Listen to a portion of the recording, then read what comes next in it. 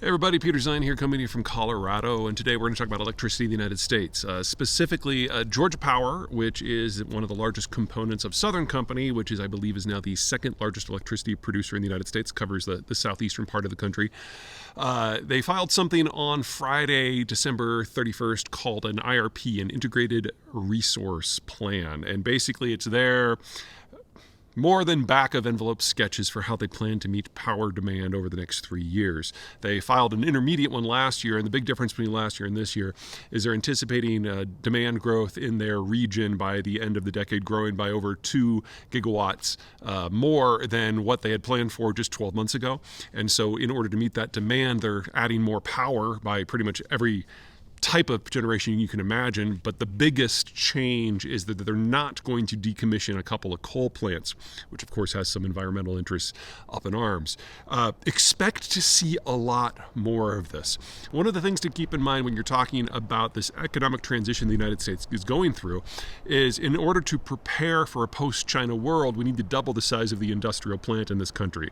And that's before you consider trade wars, that's before you consider resource conflicts, that's before you consider the green transition, which will move a lot of things from fossil fuel to a more alternative system. We just are going to need more power. Digitization is great, AI is wonderful, and all those good things, but ultimately, if your economy is going to not just be based on services, if it's going to be based on manufacturing, if it's going to be about moving things and stamping things and heating things and smelting things, you're going to use a lot more electricity, and the IRP that Georgia Power just updated reflects that. And you can only add new forms of electrical generation so quickly, and that even assumes that the regulatory picture is very favorable.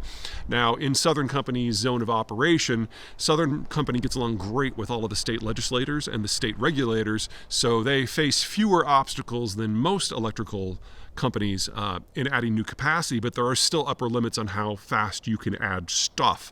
One of the biggest restrictions is things like transformers, which can have a lead time of 36 to 60 months. And until recently, transformers had like a 2 to 4 year waiting list based on what model you were looking at. And without the transformers, it doesn't really matter if you had the generation or not. So there's a lot of delays that are just kind of hardwired into this sort of problem. But ultimately, it's about generation. If you can't generate the electrons to run through the system, the rest of it is kind of a moot argument, and Georgia Power is now admitting in their IRP that coal, at least in the midterm, has to be part of the solution. Now, in the long run, coal is definitely going to go away in the United States anyway, because natural gas is so much cheaper, and as we continue to make incremental gains in solar and wind and battery, they are becoming more competitive. But the advantage you have with coal is it provides something called base load. It's on 24 hours a day, 7 days a week, 52 weeks a year. And that matches up very nicely with most manufacturing processes that run 24/7, because a lot of it's automated now. And it lines up very well with things like artificial intelligence and data centers, because those server farms will be running 24 hours a day as well.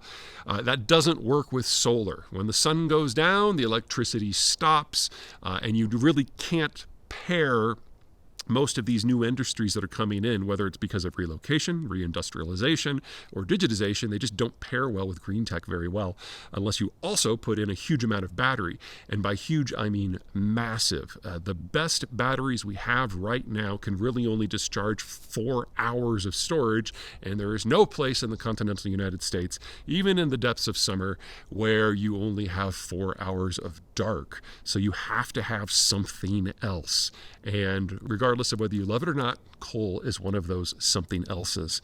So a lot of the coal plants that have been slated for decommissioning or replacement over the course of the last decade, expect most of those plants to A, never be decommissioned, and B, if they have been decommissioned but not yet dismantled, expect them to come back, because we're going to need every electron we can possibly get.